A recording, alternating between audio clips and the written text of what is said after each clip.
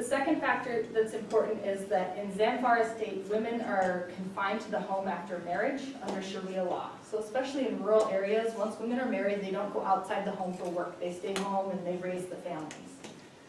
In order for them to participate in the gold mining boom, the ore, which I'll show you a picture of in a minute, had to be brought into the home. So essentially you're taking a rock, you're bringing it home, and you're extracting gold from it by turning it into a powder.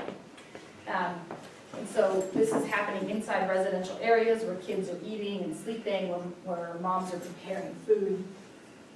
The third important factor is that in late 2009, a new vein of ore was introduced into the processing system. It yielded higher gold recovery rates, so people were very excited to be using this ore. It was also up to 10% lead, which nobody had any idea of. So this is really a lead ore with gold in it. And this is what was being processed inside of residential areas. It released an incredible amount of dust in the processing, as I'm going to show you, and that's what ended up poisoning these kids and causing such high mortality rates. So this is probably a little difficult to see in back. I'm going to show you a video in a second, but essentially what happens is rocks are taken from mines throughout the region. Some are closer to villages, some are not. They used to be brought into the village to be processed, and that involved breaking it into pebbles and then putting it in a modified flour mill to grind it into a really fine powder that creates an incredible amount of dust. That's distributed all over these dirt-floored homes and in common areas in the villages. That powder is then, it goes through a series of washing and drying. Some of this is sluicing, as you see on the sluice board here. And at some point, mercury is added to the process. Mercury is important. It's going to come up again later. I'll give you a little teaser. Mercury is added because it amalgamates to gold. So it's a way to select for gold particles out of all of those other particles in that rock that they've ground up. Once they form a mercury-gold amalgam, they put that over a flame. They vaporize the mercury, and what is left is gold. It's a crude, what's called a sponge gold, and that's what's sold to dealers and traded and eventually exported out of the country. I was going to say something else about that, and I don't remember what it was, but I have a quick video to kind of show you what the processing looks like. I'm probably not going to get sound to play. So this is what the sluicing looks like. This is a later part of the processing. And again, as you're watching all of this, keep in mind that this had been done previously in residential areas. So that's an important thing to keep in mind.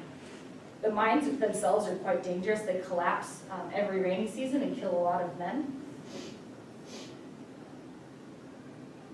The way women prepare food, as they're doing in this image, is also how they would break ore rocks, often in the same containers that they would later prepare food in. So this is how some of the rocks were broken up initially.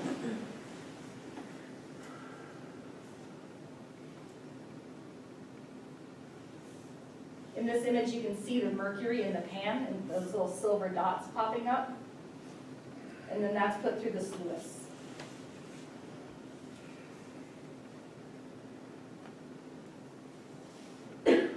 So at this point, when we were there in 2010 with Doctors Without Borders, we had a clear understanding of what had made the children so sick and was causing the problem. Doctors Without Borders wanted to treat the children for lead poisoning, but they couldn't do that until exposures were stopped, because there's no point in treating a child for lead poisoning who's going to go home and still be exposed. The local emir had banned mining in residential areas, which was an incredible step. So all mining had been moved to camps outside of villages, away from the homes, but there still was a lot of residual contamination that remained. So what we did is we partnered with the local and state governments to design a remediation. And we trained them in remediation that was not dissimilar from the one done at Bunker Hill. We know that around the world, and I don't have an image of this, which is a shame, when we talk about soil contamination, kids are actually exposed via ingestion, which is not intuitive. So it's not necessarily inhalation of dust that drives the problem. Kids, especially young kids, if anyone here has spent time with toddlers, put everything in their mouths. Their hands, their toys, everything. And when they do that, every time they do that, they end up ingesting or swallowing a small amount of dust that's on that object. And so in doing this, any contaminants that are in that soil and dust end up in the child's body.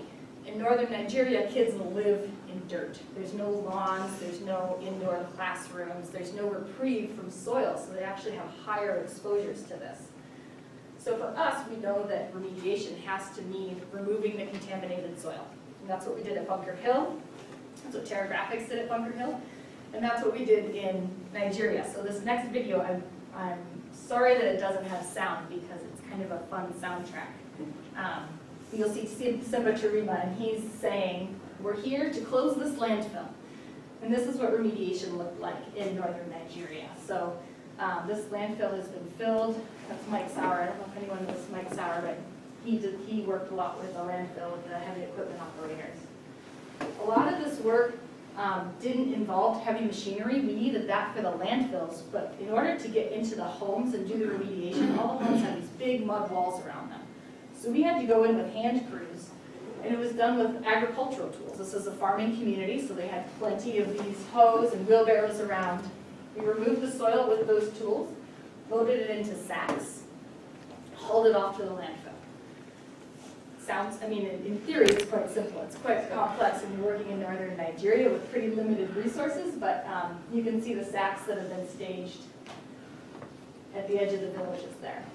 And then once we finish remediation, we come back in with what we call clean soil. So this is a way for us, we source some dirt from outside the community that we verify is clean, lead-free, and we bring it back in. And here, this is the part where we say we're giving children clean dirt to eat, which is the whole point of the project.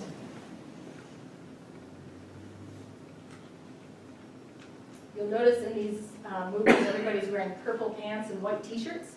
That's their uniform. So part of our health and safety program included, at the end of the day, everybody has to go to the designated bathing area, change their clothes, turn them in for laundry, shower, and then go home and clean clothes.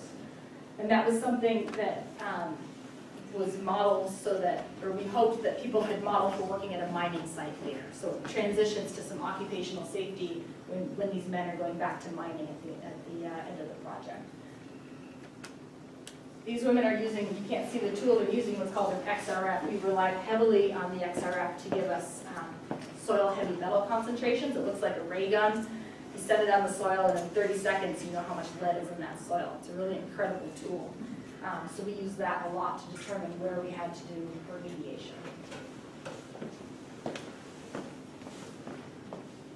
I'm going to come back to this project a little bit in a minute, but I kind of want to step back and take a bigger picture of how this fits in globally. This graph is the value of lead over time.